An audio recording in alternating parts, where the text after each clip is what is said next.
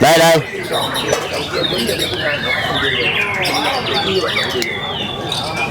Nãy mấy ta 194. 63 96 65 nữa thôi, 66 65 thôi.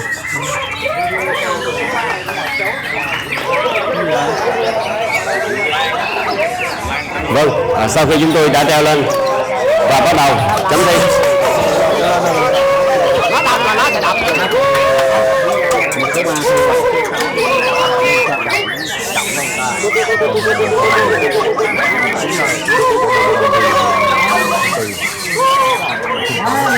Ba con đầu này luôn á, ba con đầu này luôn. Ý là ba con liền thì ba con đầu này luôn á.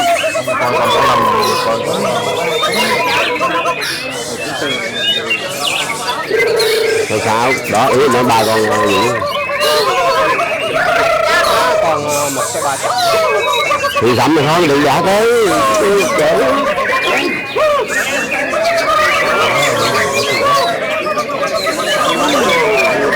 Dĩ dụ thì đúng rồi, ý nữa ba con cái này đó. 96 đẹp hơn, 96 nó 96 chơi đẹp hơn, 96 nó đứng đường. Không có nữa, từ từ.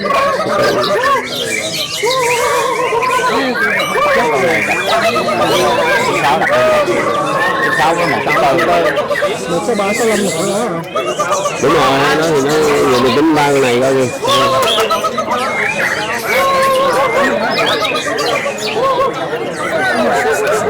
Bên đây nè, để nó chảy dầu. Đó rồi đó. Đập rơi ra. Đúng rồi.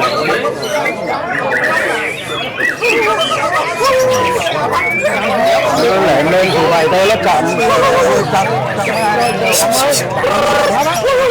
Không báo vậy đi.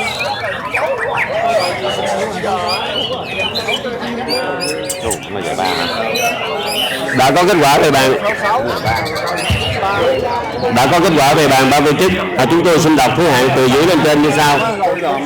Đồng giải tư thuộc về chú chim mang số 163 và chú chim mang số 65. Giải ba thuộc về chú chim mang số 96, giải nhì thuộc về chú chim mang số 66 và giải nhất thuộc về chú chim mang số 194.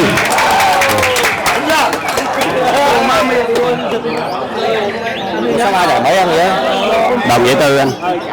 Rồi, rồi ba chứ hả? Đồng giải tư. Nói với này giải tư.